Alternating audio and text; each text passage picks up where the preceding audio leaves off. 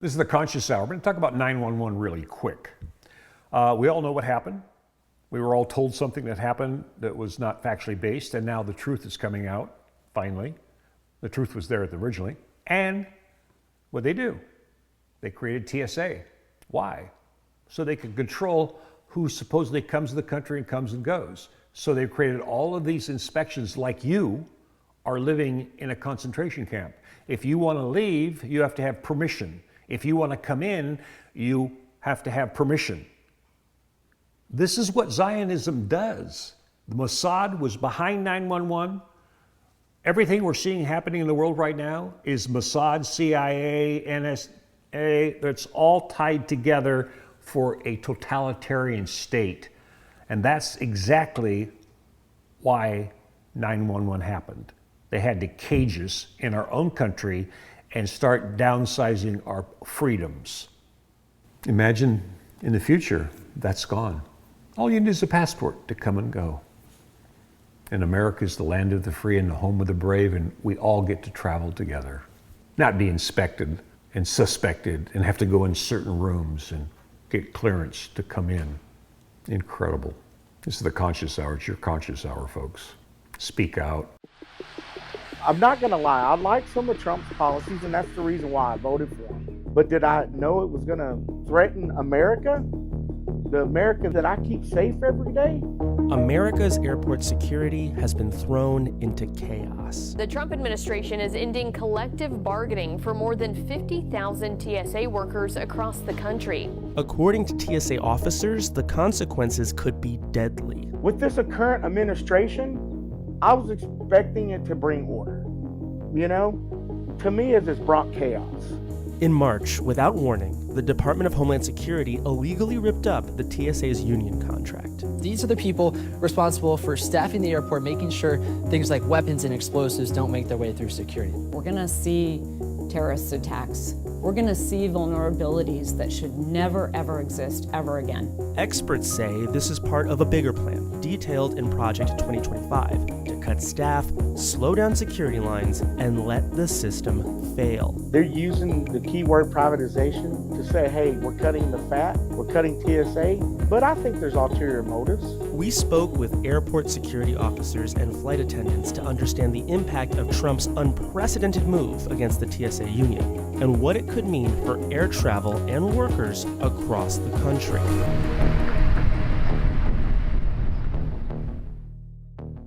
I've been flying for about 5 years on 9/11, and it was the flight that I flew quite frequently, Flight 175, that you can picture slamming into the South Tower of the World Trade Center. After that happened, we were gathered together trying to make sense of what had just happened. And there was a big sign on the door that said, "Never forget." And I thought, who the hell is ever going to forget this?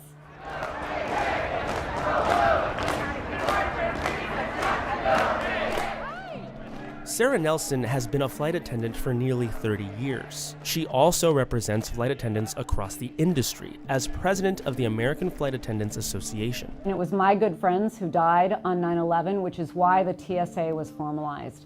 When they died, there was private security going to the lowest bidder at all of our airports, none of it connected to anything else.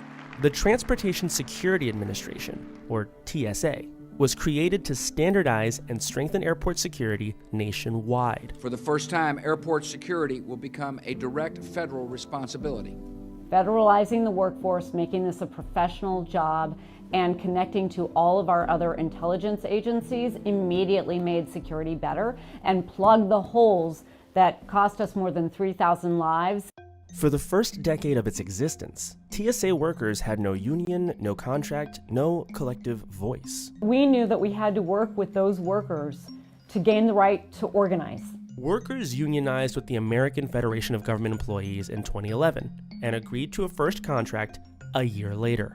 When someone is in a high-pressure situation doing security work, but they're trying to move people through so they can get to their flights, so they can spend money in the airport, there's a lot of pressure to let things go.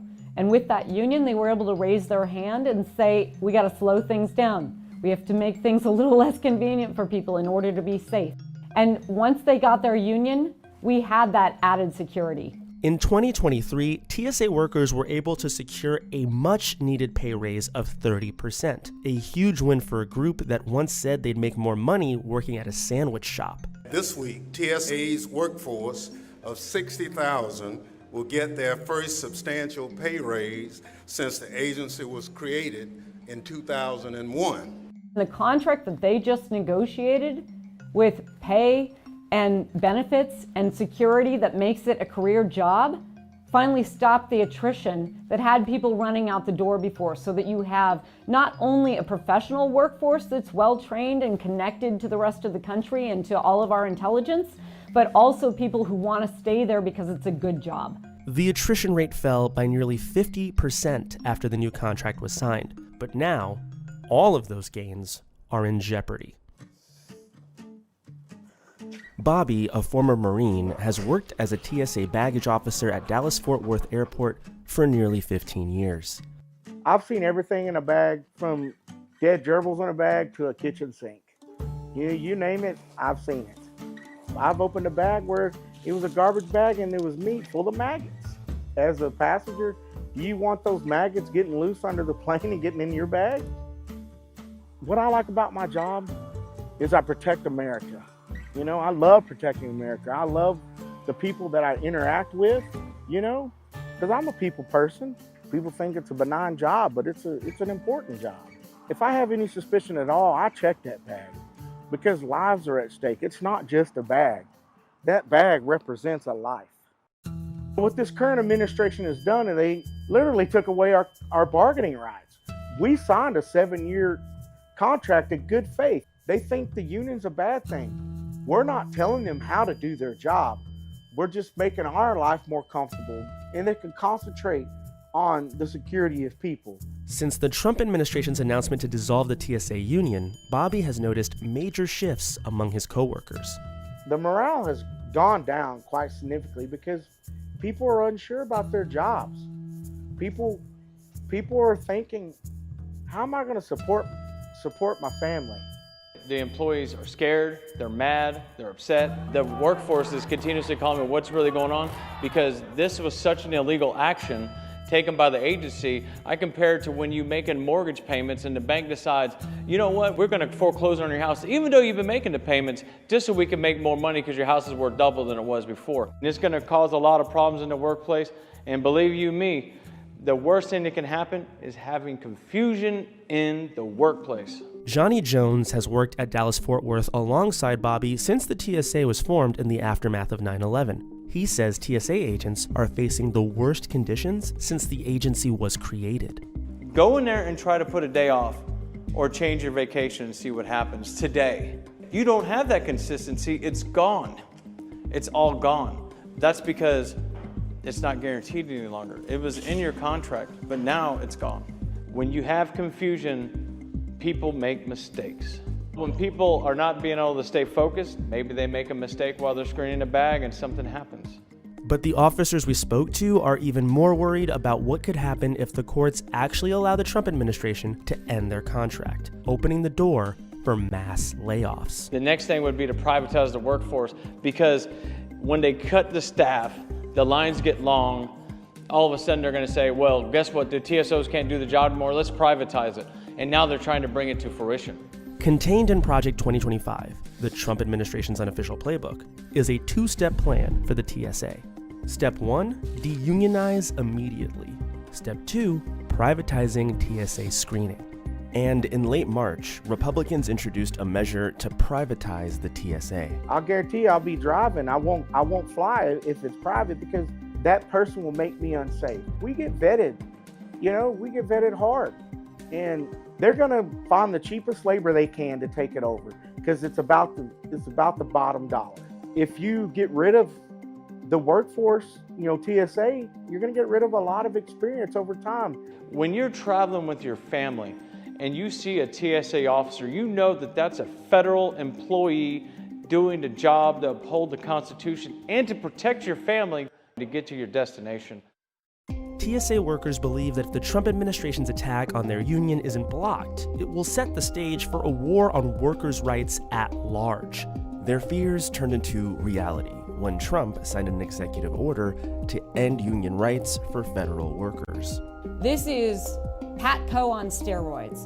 In 1981, 13,000 members of the Professional Air Traffic Controllers Organization, or PATCO, went on strike for better conditions.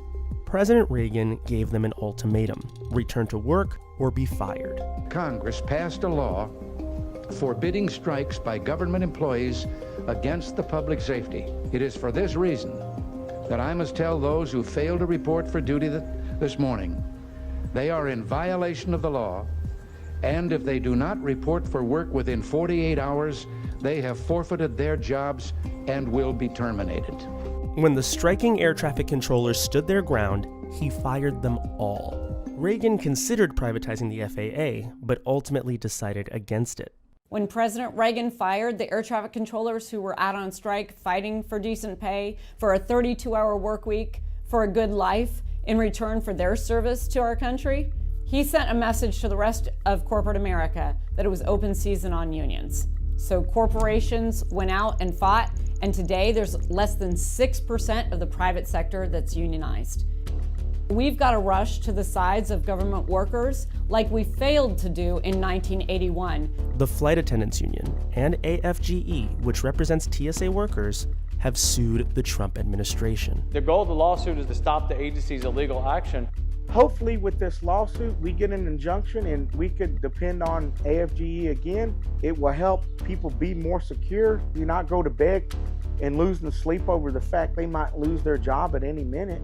When the court process has run its course, we have to be willing to do whatever it takes in order to defend these collective bargaining rights, in order to defend working people's rights. But it's also about pushing back against this idea that union contracts can just be canceled from one day to the next. I voted for Trump, but was my decision the right decision? I have to live with that every day. I have a sense of pride in me where, I served this country and I served the country helping protecting America, There hadn't been a plane to go down since 9/11.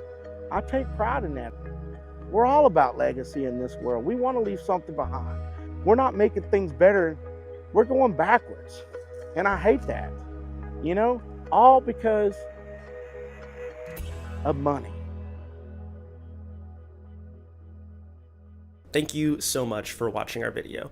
If you'd like to see more stories like this one, be sure to like and subscribe to the channel to get more Perfect Union in your feed.